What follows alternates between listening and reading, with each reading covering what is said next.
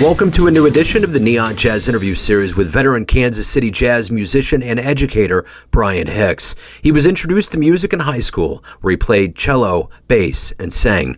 After only 1 year of college as a cello major, he became a full-time professional at the age of 20. He started his career with the Inner-City Orchestra. Over the years, he's gone on to play with the likes of Fats Dennis, Rich Hill, Ben Kynard, and the great Ida McBeth. He helped co-found the great Malachy Papers, an avant-garde jazz rock ensemble, and he toured France twice with the band. Bryan had some time in New York City and played with the great Joe Farnsworth, Doc Cheatum, and so many others. We get into his decades of Kansas City history, life and music, the future, and so much more. Enjoy. Hey, how you doing? What's up? How you doing today? Oh, not bad at all. It's great to meet you. Thank you for taking a minute out for Neon Jazz today. I appreciate it. Oh, it's my pleasure. So before we get into your life and work and Kansas City and everything that goes into who you are as a local musician, I want to know, we went through quite a thing with COVID the last 3 years, and it did its own thing on all of us, especially the jazz community. How did you survive it, and how has it changed the way that you do things now? Well, my experience with COVID was, besides the usual, the accompanying paranoia and, fear and, just the complete disruption of everything. I mean, it was like I was working a whole lot, before it came on. I had about 9, steadies a month, and then and then the stuff that would just pop up, and I had students, and, I was doing pretty well. Felt good. It was comfortable. I wasn't working, I was working enough to make ends meet. And then, suddenly no work whatsoever. And, I started doing a couple of some live stream things with, a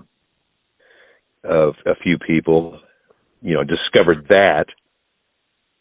And I thought, well, maybe this will be, profitable, but that wasn't, it that quickly tapered off, the amount of money that that people were willing to send on Venmo and stuff, for live streaming. And of course, kind of learned a new skill, as far as, how to use the phone, my cell phone.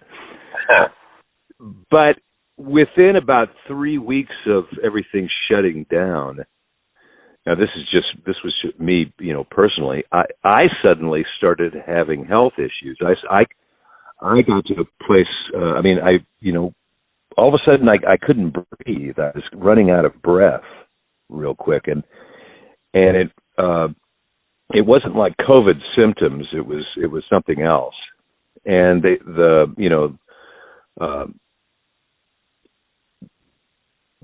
we were told to stay out of emergency rooms, and things like that. And I wasn't insured at the time, and I didn't know what to do. I thought I was going to die. I was, I would wake up from a sound sleep and literally, and I use the word literally couldn't breathe. And I'd have to sit up and just, wait for my breath to come back. And, I went on like that for about 2 months, April and most of May. And then I finally, my feet and legs started swelling, and I went to the clinic finally. Things had kind of slowed down with the COVID thing. The panic was sort of subsiding. They were starting to figure things out. And I went to the clinic and got some tests done. They gave me a diuretic for the fluid, and did some blood work. And I went back 5 days later. They told me I had congestive heart failure and AFib. and that I needed to check into into the emergency room. So I went down to Truman that day, and then 5 days later, I had medication and everything, and I'd lost about 25 pounds of fluid, and I was feeling better than I'd felt in 10 years, and so, and this is in the midst of COVID, but at that point, I was just, God, I felt lucky to be alive, and so the whole COVID thing, then it just became a thing, at that point. I knew I was, I wasn't working, but I sort of felt like, well, I can get through this. And it was like a new lease on life for me. So, that was the big overarching thing that this past 3 years has been for me.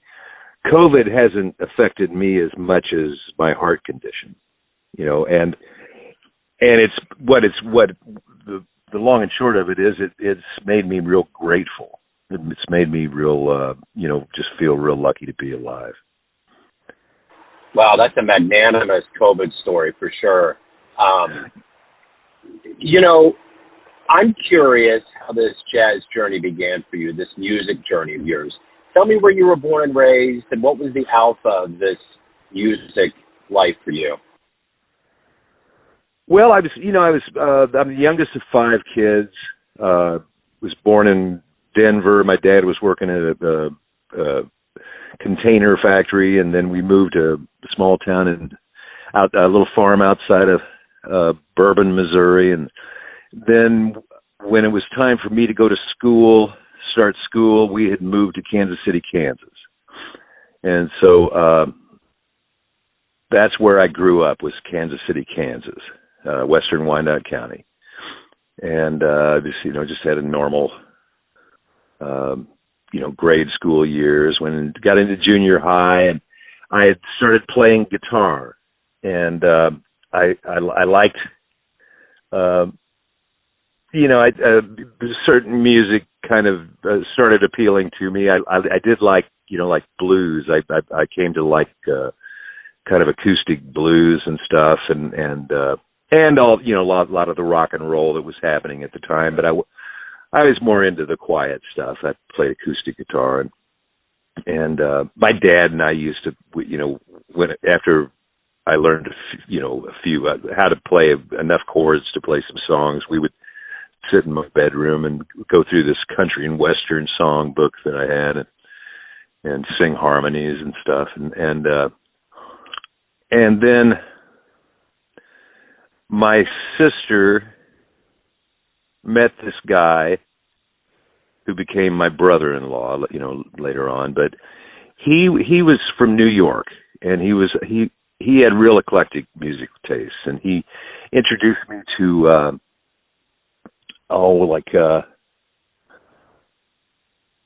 the Drifters, and a lot of these bands that he had grown up with, and then they also had Joni Mitchell and Dave Van Ronk. I remember Dave Van Ronk and Fred Neil, the guy that wrote Everybody's Talking at Me. And I recognized that song from Midnight Cowboy, but I sort of made the connection between, here's the guy who wrote the song, and that's the big production number of the song, from the movie, and that there was a source for this material, and people, in all facets of music, creating things, and then so his name was Kenny Ricker, and is Kenny Ricker, and he had a brother named Bruce Ricker, who he's the guy who made the movie Last of the Blue Devils about Kansas City jazz. It was all down at the Foundation. And I met Bruce during this time, and he knew that I was into music, and he took me over to his record collection, and he picked out about 20 records, and they were all jazz records, and he loaned them to me and said, "Look, go listen to these, and then bring them back, and I'll give you some more." And he kind of knew what kind of stuff I was into, and he picked out a bunch of things that, what I remember was some Jimmy Smith and Kenny Burrell stuff. And Kenny Burrell really grabbed me because I liked blues, but I'd never heard blues guitar played like that with passing chords, and there was a certain sophistication to it that I was not familiar with. And I just, it was something I just said that I'd like to do that. I want to be able to do that. I didn't understand it at all. And what I really didn't understand, man, I'm about 14, 15 years old, and he gave me a Charlie Parker record, and I had never heard anything like that. It was, bebop was just completely unfamiliar to me, and so it was completely foreign to me. But I knew that it was quality stuff. I knew that it was good, and that I should it was an acquired taste, that I just had to get used to, and I knew that at the time. I knew that I'd have to familiarize myself with this. So at that point, I had aspirations to be a better player, and I wasn't quite sure how to do it, but I knew that I'd have to dive into this world and figure it out. So that's what got me into jazz, and then I started going to the foundation, the Musicians Foundation. And I was way younger than I should have been. I shouldn't have been there, but I was, and I remember hearing Sonny Kenner and Daoud Williams, and I saw Jay McShann. I met Jay McShann, and I was in the room with all these first and second wave jazz players down at the foundation, guys that had played with McShann, and guys that had played with Harlan Leonard's Rockets. I didn't know who these people were at the time, but I was just taken by that whole world. There were people my dad's age, my parents' age, and older, just groove into this stuff. I remember there was a guy named Herman Walder. I remember the first time I saw him, and he walked into the foundation, and he's, they're playing, and he's like dancing, man, and it was just so cool. And so the whole vibe hit me, and and it just captivated me. So who were early mentors for you? You were obviously around a heavy amount of players that had a lot of history. Kansas City's dripping with history. Who were some of the early mentors that really kind of got you into the groove and got your first gigs in Kansas City? Well, I'll tell you somebody that I'm still very much associated with. We're really close friends. But Rich Hill was a guy that I remember meeting because he was friends with my brother-in-law. And Rich Hill and Sam Johnson and Horace Washington and Sonny Kenner played at my sister's wedding. And those guys, to actually be close to a quartet like that, they were very, I was soaking it all in, and like a few years later when I came back, I went to college for about a year, and dropped out. I drank most my way through that year, but so I dropped out, and then I hitchhiked back to Kansas City, and I ran into Rich. He was one of the first people that I made contact with. And the first gig that I played, Rich hired me for, to play guitar on a gig. I hadn't even really started playing bass by this time. At this time, Rich hired me to play guitar on a gig up in Liberty, and the saxophone player, Fats Dennis, man. He had played with McShann, and he was a big influence on me because I later, about a year later, I started playing with the Inner-City Orchestra. And Fats was part of that, and Fats came from, it was from a family that was the Dennis brothers, man. I mean, Fats played saxophone, Hurley on guitar, and Rudy played piano. I mean, they were, a deep musical family. And, and Horace was the leader, he had played in the group at my sister's wedding, but he was leading the Inner-City Orchestra, so he's the guy who hired me. And Sam Johnson was the drummer, so, that whole group that I had been so impressed by, 4 years earlier, all of a sudden I'm playing with all these guys. And that was cool. And I still play with, I used to hang around in the River Key when I was about 15. My sister lived down there, and I'd stand outside of clubs and listen to bands. And, there was a group, Stone Face was a band that used to play at a place called Ebenezer's. And I remember really digging them. And then later on, and I mean, even now, I play with guys that played in Stoneface, guy Gary Cardelli, a percussionist, and Jack Lightfoot, Gary Nelson, a guitarist. It's a cool world. The music world is neat if you're into certain things. You're gonna bump into like-minded people. It's that way all over the world in whatever interest you have. But, I'm into music, so, I run into musicians. And, it's happened all my life, in various places. I lived in Paris for about a year, and I went back to do some gigs, and I went into a club, went into this place, and there was a guy, Hal Singer, was playing, this tenor player. And he was getting up there by this time, but he'd been an expatriate for 40 years or so. Was living in Paris, and he had played with Jay McShann. And I came back here, and I met him, and we told him I was from Kansas City, and we talked about people that we knew, both of us knew, and I ended up playing with Jay McShann it was probably the last time he ever played, because he passed away right after this.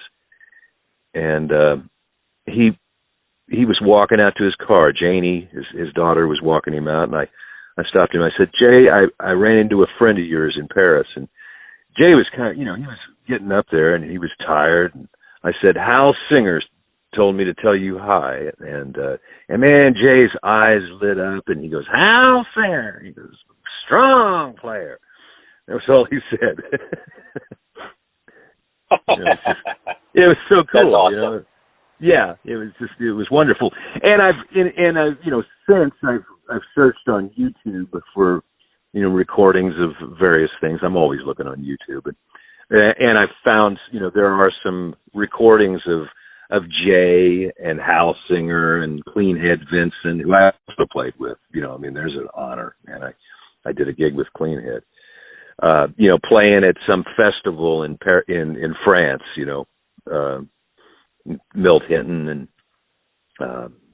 and Paul Gunther from Kansas City, and that was Jay's buddy that he used on drums for years and years, man.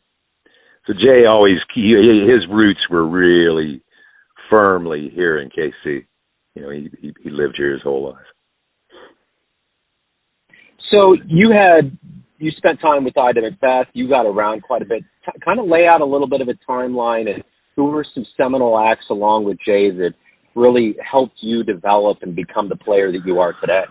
Well, man, when I played with Rich, it was Rich Hill and the Riffs featuring Ida McBeth. That was the name of the band when I was in it. And I had just turned 21, and Rich called me and Sam Johnson to play a couple of gigs with Ida.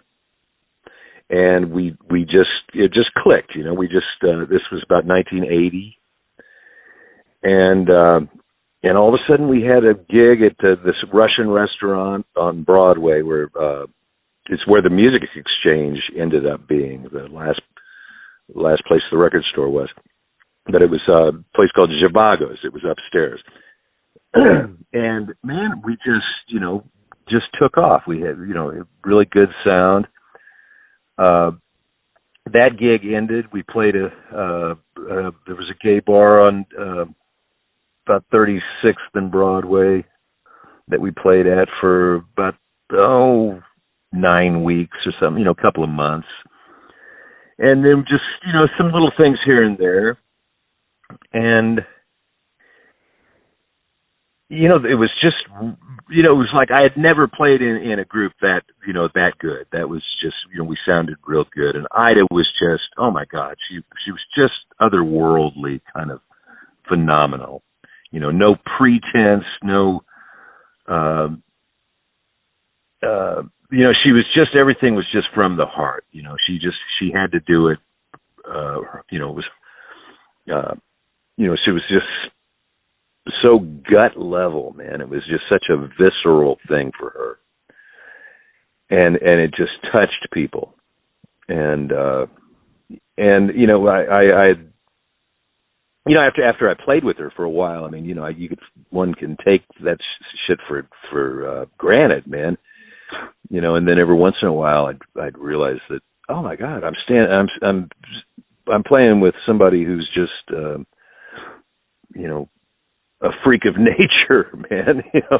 It's, really, because she didn't think about it. It just was so natural for her, and I'd see the response from people in the audience, and just she really touched people. And I was really lucky to be a part of that. And that was a real pivotal point for me musically. In retrospect, I wish I had been, like so many things. I mean, I've got a pretty checkered past. I'm recovering from a few things. I mean, I've got substance abuse problems and alcohol. I'm an alcoholic, and I'm in recovery and have been for a long time. But it was in those days I was pretty wild, and so if I had I wish I'd worked harder, and taken advantage of the opportunities that I had. I've blown a lot of stuff, but and also I've recovered pretty well, from time to time. It could have taken me out, so I'm lucky. I'm one of the lucky ones. I'm still around, and I've changed my ways. I continue to change my ways. I'll put it that way. I try to make improvements. And in those days it was all just, I was just hedonist.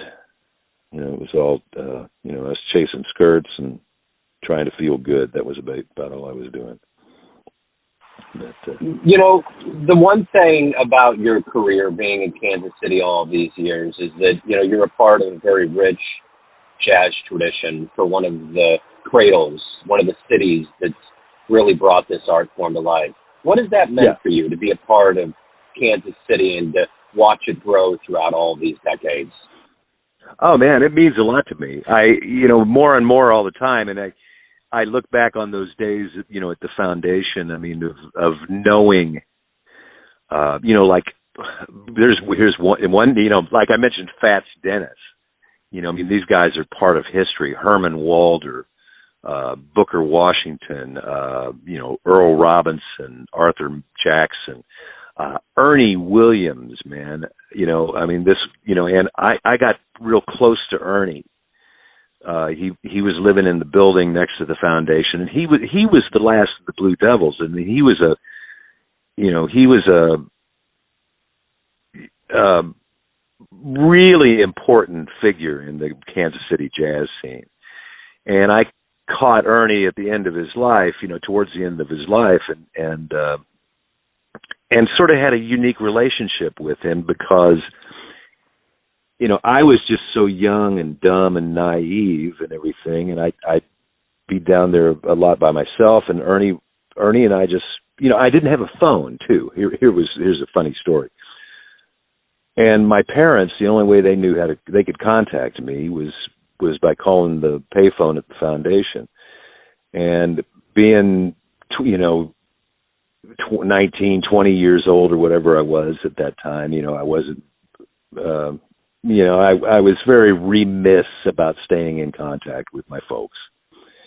And so they'd call, and Ernie would answer the phone. And so Ernie Williams and my parents had developed a relationship.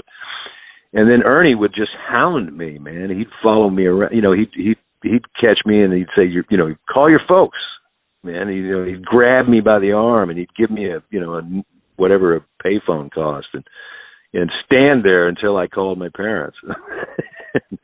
But he made like, he was also a tailor.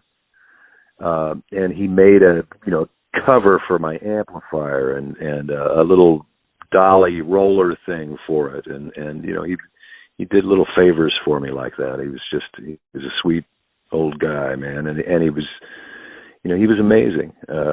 His history, he was from like North Carolina, and I think he was Gala. Came from the Gala people. Those lived on these islands. And so a lot of people thought Ernie was crazy, but I have a theory that it was his way of keeping people at a distance. He'd sort of start speaking Gala, and that'd make people leave him alone. But I mean, just these guys. I met Buster Smith, who I had no idea the significance of Buster Smith to the development of jazz. But he was an alto sax player who, was a huge influence on Charlie Parker. And you could find Buster Smith records, and hear him take a solo on a blues. And, it's like, oh yeah, that's like pre-Bird. It's amazing. All these connections. Claude Williams, I played with Claude a lot, and that was an amazing thing. And Frank Smith, and just wonderful people. I'm leaving.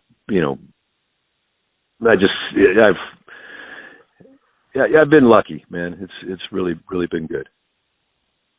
Yeah, for sure. Yeah, no, and that definitely comes across. I'm curious, what do you like the best about the Kansas City jazz scene as we look at 2023 and even through the evolution of you being here? What has always been endearing that you've loved the most about the Kansas City jazz scene?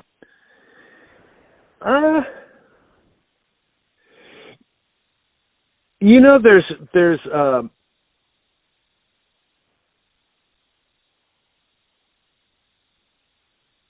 this is an easy place to live. And there's quite a bit of work, and the work really generally pays pretty good compared to other places. You can actually get, you can actually kind of make a living here. The edge is pretty wide. I mean, listen, I've been homeless here. I mean, literally homeless here. And that was because of my, of my decisions. That was my fault. I take full responsibility for that. But I lived on the edge. Let's put it that way.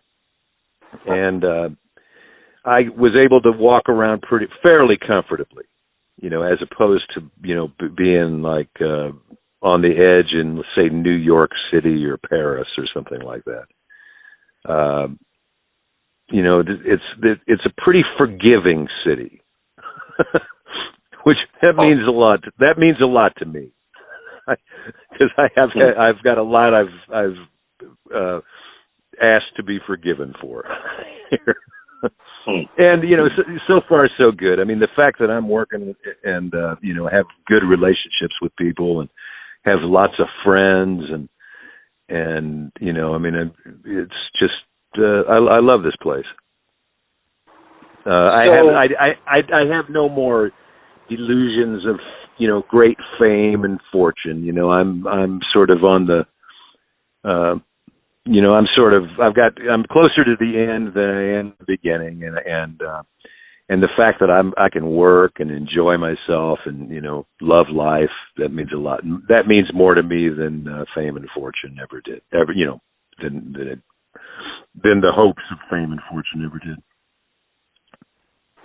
So, you know, when you wake up every day and you face your life as a professional musician, what do you like the best about it? I mean, there's so many components that go into it, but what is it that really drives and fuels you? Oh, man. You know, it's,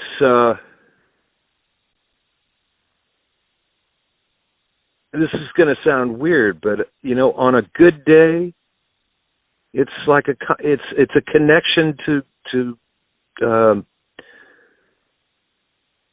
something divine.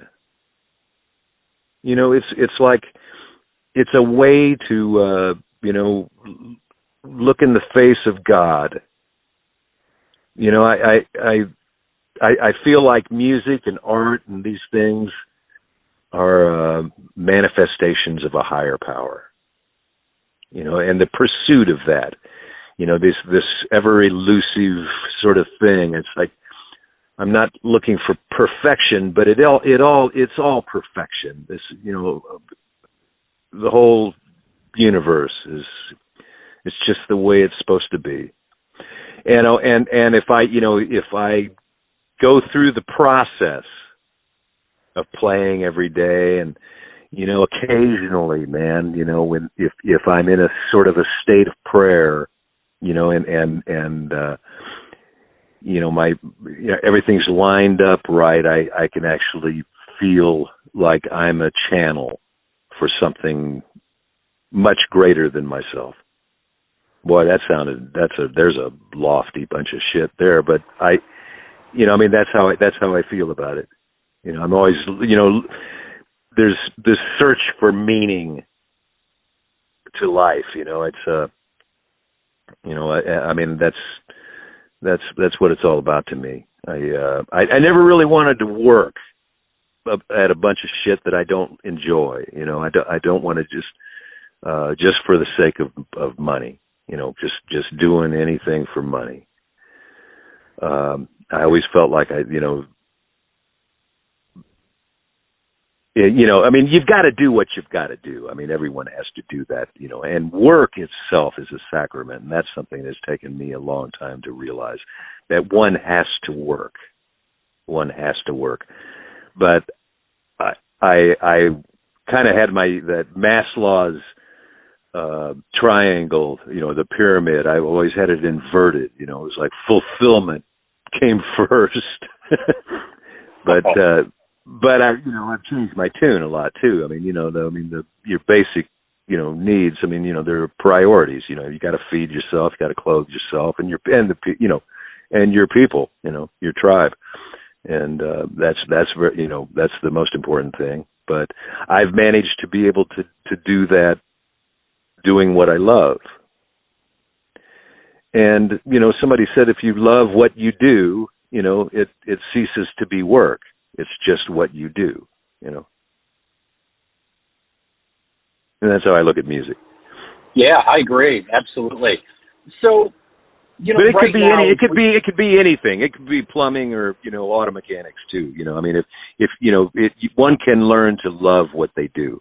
If you know, and it's got to be something worthy. You know, I mean, I wouldn't want to be, you know, I couldn't be like an arms dealer, because I don't approve of that. That goes against my nature. So if I made money doing something that I couldn't accept on a moral or ethical, you know, standpoint, I wouldn't be proud of myself. Yeah, no, I dig it. So right now, after all these years of being here, what is your take, especially coming out of the pandemic and everything we've lived through, what is your take on the Kansas City jazz scene right now in 2023? And you being a part of that tapestry, how do you feel about it?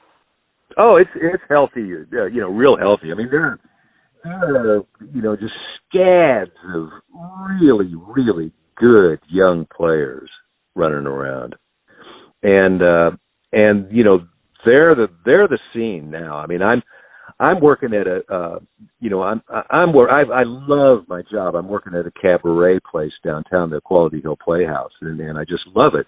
And it's perfect for me at this point. And, I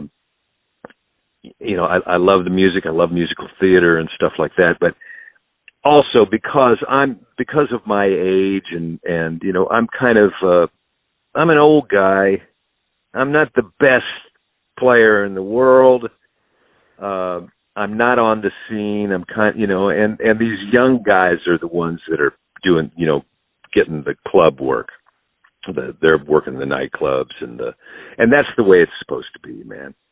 What was it? Phil Wood said once that it's Greek. The son kills the father. It's like Greek tragedy. And and I love these guys, and I play with a lot of them, and it keeps me young. And there's work, and these kids are, I call them kids, but they're grown men and women, and man, they're taking care of business.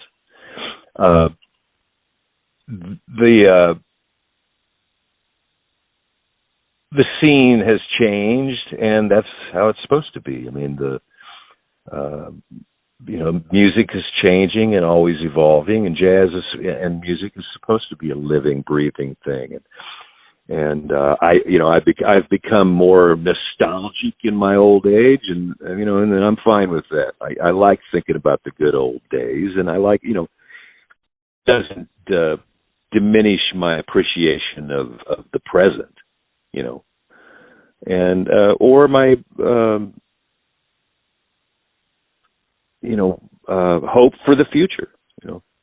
I mean, the world's in many ways is really, really messed up, but it's kind of always been that way. I hope we can pull out of it. The stakes seem to be higher now.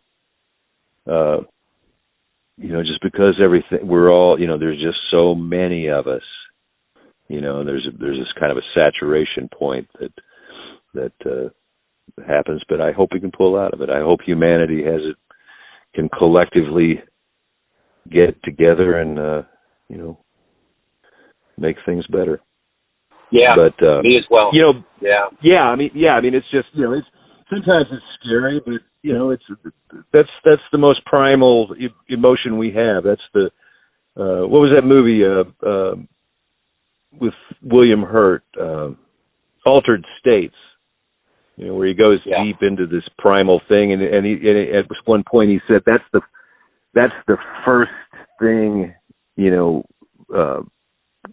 creatures feel is terror, utter terror, just at being alive. That's why you scream coming out of the womb. Yep. The truth certainly is. Let me ask you this. Go ahead. Yeah, go ahead. Go ahead. Oh, I was just going to say, but it's all a miracle, man. I mean, it's like, fear doesn't go away, but it can be dealt with. It can be a motivator. It's just, it all depends on your response.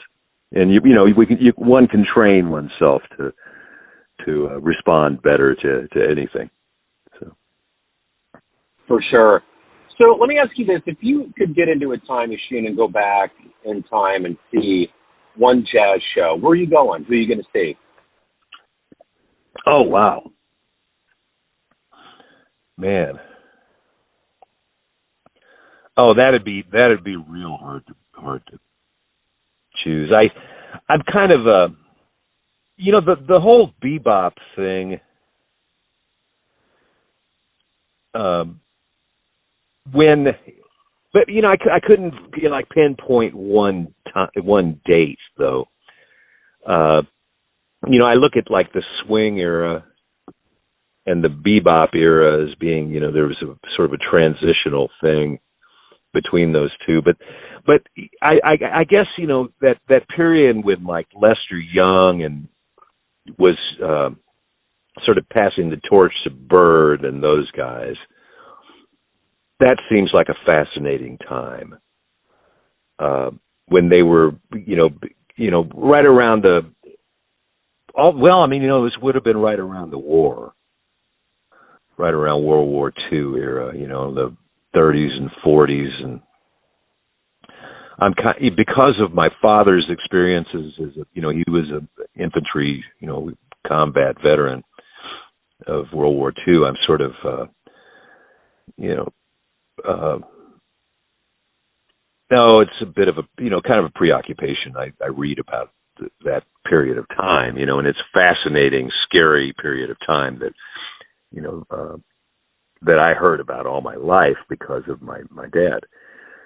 And, I think about the music that was happening then and the art that was going on, with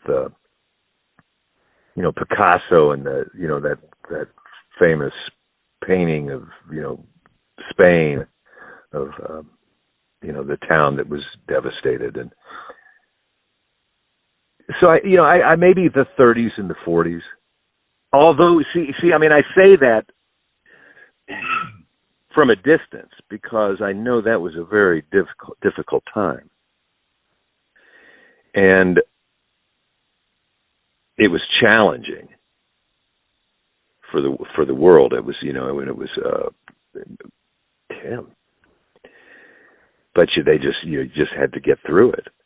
But the stuff that came out of that period, in films and music and art and all the, was just amazing. All of the people that the refugees who had to go different places to stay safe and to stay alive. All those guys that ended up in Hollywood, Billy Wilder and Eric Korngold and, all these guys, that were, it was just, it's a fascinating time to me. So maybe Absolutely. That would be it. Yeah. Yeah, no, I dig it. Yeah. So, Bryan, everyone out there has a perception of you, family, friends, fans, but ultimately you run the show. What's your perception of you? Who do you think you are? Oh, man. My perception of me, God, it's changed a lot over the years.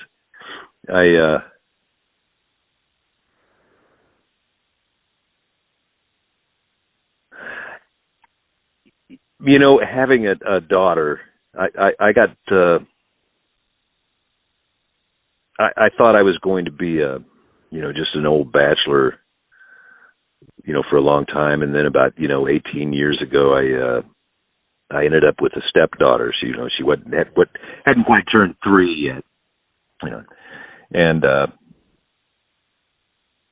man, that was a crisis for me because suddenly I was in a role that I never thought I would be in, having to act like a grown up. And when I took that job, when I finally surrendered to that job, that changed me a lot. It was a slow change. It came about gradually and a lot of stumbles and mistakes and, a lot of, I had to learn to be humble, it's like children, they'll whittle your ego down to size. But that was probably that's been the most significant thing that I've, that's the most important thing I've ever done and continue to do. And it put music and my career and me and, all of that stuff in perspective. That it's not just about me, my life is not just about me. And that is a perception that I've been sculpting of myself. I want to be something I had never been before I became a father. It was just, I'm suddenly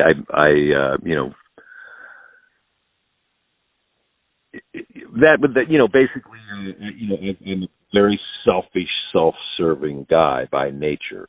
I'm pretty arrogant. I've got a whole lot of characteristics that I need to keep in their cubby holes. I need to put them on their shelves and keep them there. not act on those things. I've had to learn to act on other, be motivated by other things, and that's been a blessing. It's so that's changed me a lot, and it's changed my music, I think, too. I've learned to kind of separate the art from the craft. There are times where I just have to go do my job. I just have to do the job, get it done, and complete the task, and then then on to the next thing. And that's kind of the way life is, isn't it?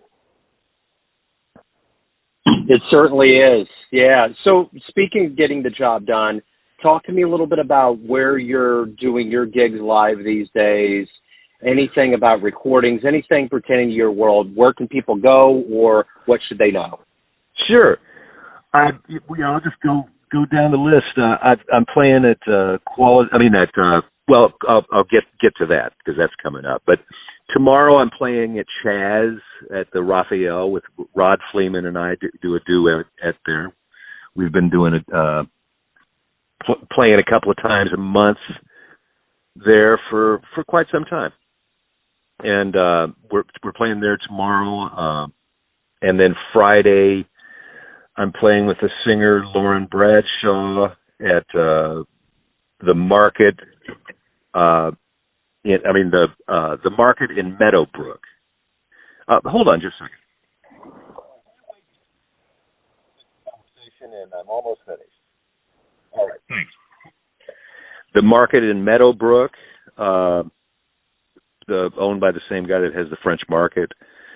And then, I've got some other stuff coming up that, the remainder of the month I can't remember, but it's things like that.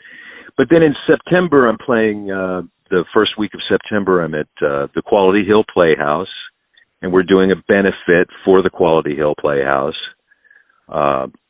It's the first week in September. I've got some other, just odds and ends, for the remainder of September. October, I've got a month-long show at Quality Hill Playhouse. November, the first 2 weeks, I'm in the Spinning Tree Theater production of a musical called Ride the Cyclone for 2 weeks. The remainder of November and December usually take care of themselves. And then January, we start the whole season for Quality Hill Playhouse, and that's going to be like 4 shows between January and July, somewhere in there. So I'm gotten busy again. After 3 years of daily panic, suddenly I kind of relax a little bit.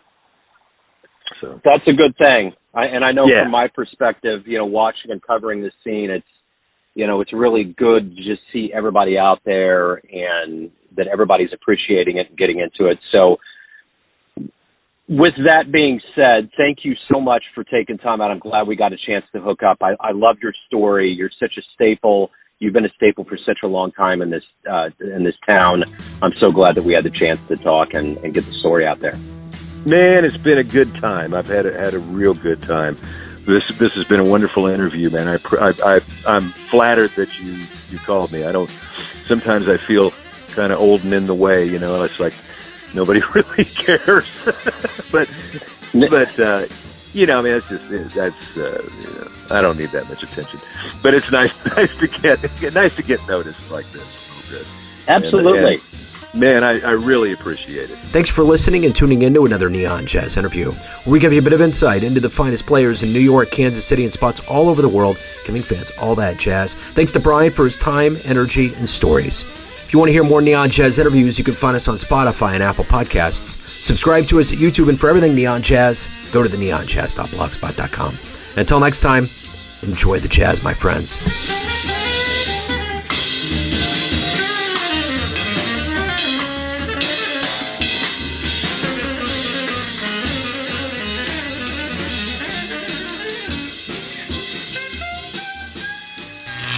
Neon Jazz.